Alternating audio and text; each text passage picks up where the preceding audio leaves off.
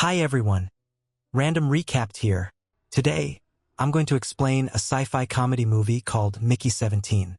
Spoilers ahead. Watch out and take care. The film begins by showing a man named Mickey trapped in a snowy ravine, severely injured. His friend, a pilot named Timo, arrives. But instead of rescuing him, Timo only takes the weapon Mickey was carrying. He claims he can't help because his rope isn't long enough, leaving Mickey to freeze to death. After Timo leaves, a creature native to the planet called the Creeper emerges. The creature devours Mickey entirely. Soon after, we see a new Mickey being printed, his data and memories stored in a brick-like device. It becomes clear that Mickey is expendable. His job is to take on dangerous tasks, such as testing the air outside their spaceship for viruses. If he dies, he is simply reprinted. Mickey is nothing more than a disposable test subject, sacrificed so that the rest of the crew can safely reach their destination without exposure to unknown threats. Flashing back to several years earlier on Earth, we see Mickey and Timo being chased down and captured by loan sharks. The two had borrowed money to open a macaron shop but failed to repay their debts. The loan sharks are notorious for their brutal punishments. Witnessing their violence firsthand, Mickey, who has no family, becomes traumatized.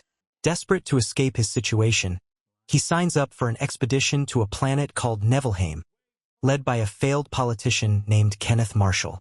It is the year 2054, and Earth is plagued by disasters. Without even reading the contract, Mickey unknowingly signs up to become an expendable. He later learns that his job is extremely dangerous. There is a recycling pit where organic matter is used as fuel for the human printing machine. If Mickey dies, he will simply be reprinted. During the body scan and memory transfer process, Mickey recalls a tragic childhood accident. He had unknowingly caused a crash that killed his mother. As part of the agreement to become expendable, he is required to shoot himself, symbolizing his consent. Mickey and the other recruits embark on their journey to Nevelheim.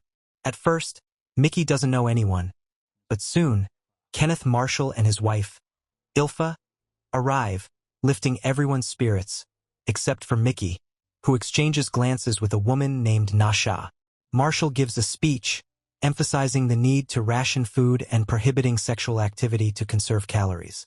However, Mickey completely ignores the rule and sleeps with a woman he just met. They quickly become a couple, accompanying each other through the 4-year voyage to Nevelheim. Many people ask Mickey what it feels like to die, which greatly annoys him. He befriends a woman named Kai, who is a lesbian. As they near Nevelheim, the crew prepares for landing. The planet is covered in ice.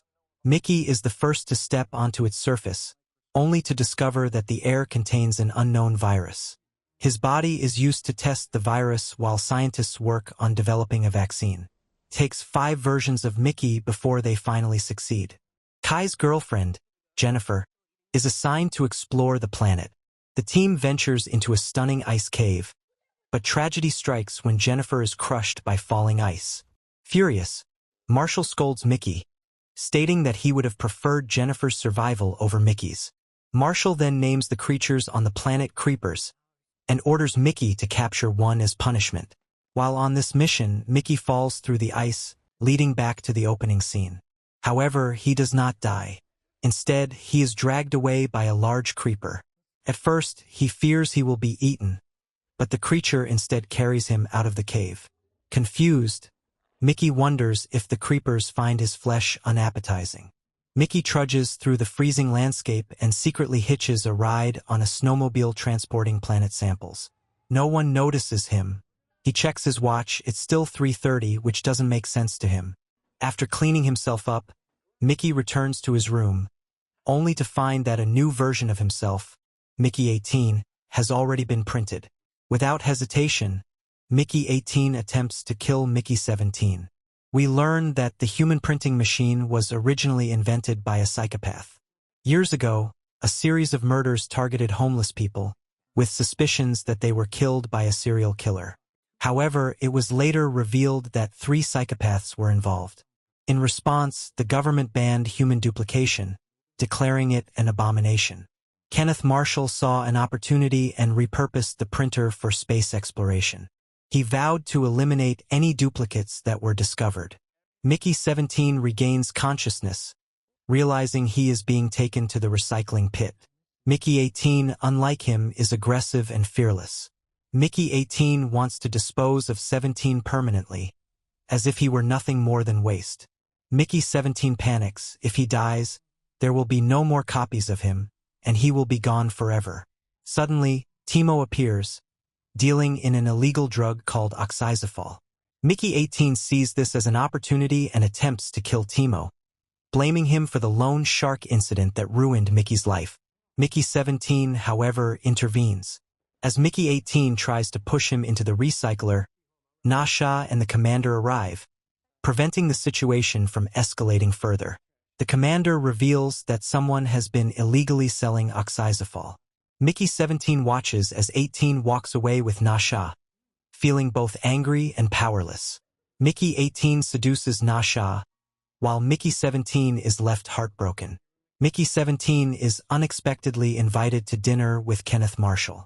When he hears that the main course is meat, he hesitates.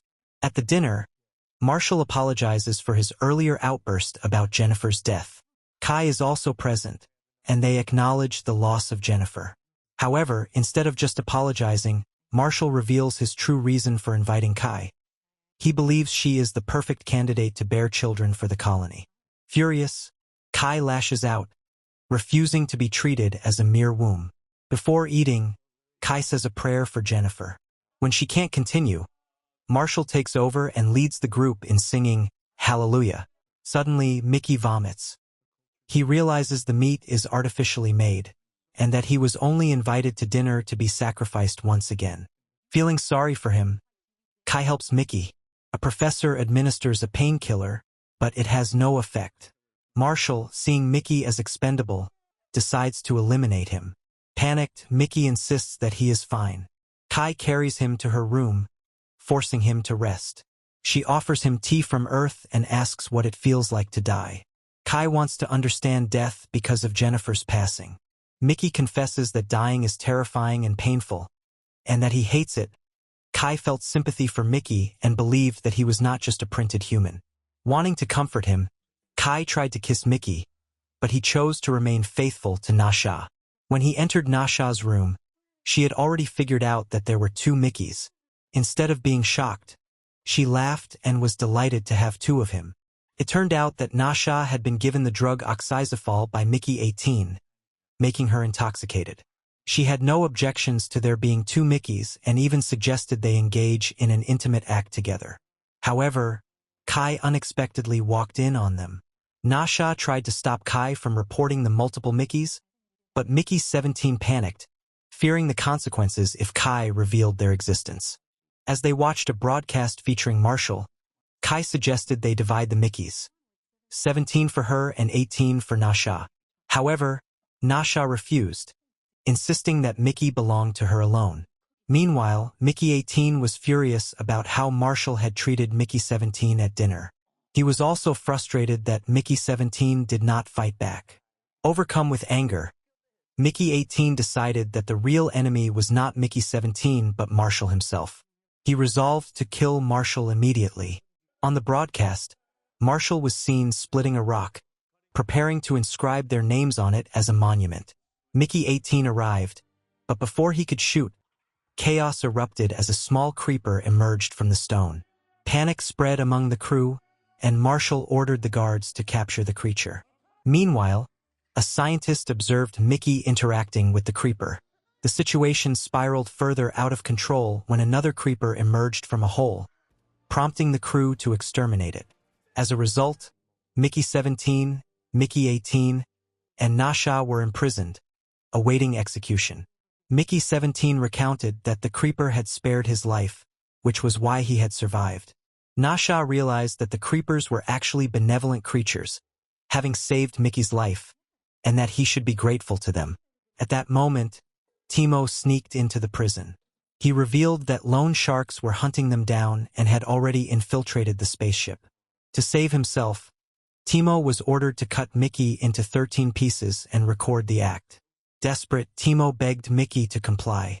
However, Mickey 18 taunted Mickey 17, calling him a coward and daring Timo to do it. Instead, Mickey 18 and Nasha overpowered Timo and escaped, only to be captured by the commander. Mickey remembered how kind Nasha had always been to him. She had stood by him no matter what. Meanwhile, the commander reported that, since the death of the baby creeper, a large swarm of creepers had surrounded the ship. The researchers presented the baby creeper and revealed that a female scientist had developed a translation device for communicating with the creatures. Despite Nasha's pleas, Marshall dismissed the creepers as mere alien insects. Nasha argued that humans were the real aliens here, as the creepers were the planet's native inhabitants. The female scientist confirmed that the creepers possessed intelligence and were capable of communication. However, Marshall cruelly suspended the baby creeper and ordered Nasha to bite through the rope. The commander recorded the entire incident, believing it was a severe violation. Marshall then planned to exterminate all the creepers outside. To create an entertaining spectacle, Marshall gave both Mickey's explosive collars and held the detonator. He announced a gruesome contest. Whichever Mickey killed the most creepers would be spared. Mickey 17 realized this was their punishment. Before leaving, the scientist secretly handed him the prototype creeper translation device. Instead of killing the creepers, Mickey 17 decided to warn Mama Creeper about Marshall's plan to release a toxic gas that would wipe them out. He urged Mama Creeper to flee with her kind. Surprisingly, Mama Creeper knew Mickey's name. When he asked why, she replied, "Why did you kill our baby? We saved you, but you killed our child." She then declared that if the baby creeper aboard the ship died, all humans would perish. Mama Creeper let out a powerful screech, a sound so intense it could rupture human eardrums and destroy their brains. Mickey rushed to warn Nasha, urging her to rescue the baby creeper to prevent humanity's extinction. Meanwhile, Marshall was advised to go outside to capture dramatic footage before unleashing the poison gas. Nasha managed to take Ilfa hostage, demanding her release to save the baby creeper. At the same time, the commander, now aware of Marshall and Ilfa's atrocities, decided to report them to the authorities. Marshall himself approached Mama Creeper, attempting to negotiate. Meanwhile, Nasha sprinted toward them with the baby creeper. Sensing Marshall's presence, the creepers formed a protective formation around their leader, camouflaging themselves. Confused, Marshall decided to shoot Mama Creeper. At that moment, Mickey 18 infiltrated Marshall's transport, determined to take him down. Nasha successfully handed the baby creeper to Mama Creeper, ensuring its survival. Elsewhere, Mickey 18 avenged himself by detonating explosives, killing both Marshall and himself. 6 months later, as spring arrived, the crew celebrated the end of the Expendables program. Nasha had become a high-ranking committee member, and in recognition of his service, Mickey was entrusted with destroying the human printer. Marshall's loyalists were imprisoned, and Timo was forced to face the loan shark's enforcers. However, Timo managed to defeat them and was freed by the council. Nasha, now the head of the committee, oversaw the dismantling of the human printer. Before destroying it, Mickey asked Mama Creeper about the deadly screech she had used to threaten humanity. Mama Creeper admitted it had been a bluff. It was never capable of harming them. As Mickey disposed of the trash, he noticed something above him. To his horror, he saw that the human printer was still operational. Ilfa was attempting to revive Marshall. Shocked and terrified, Mickey could not believe what he was seeing. However, it was only a nightmare. In reality, the printer was successfully destroyed, marking the true end of the Expendables program. And so, the film concluded. Subscribe for more videos like this, turn on notifications, and leave a like to support the channel. Thank you for watching.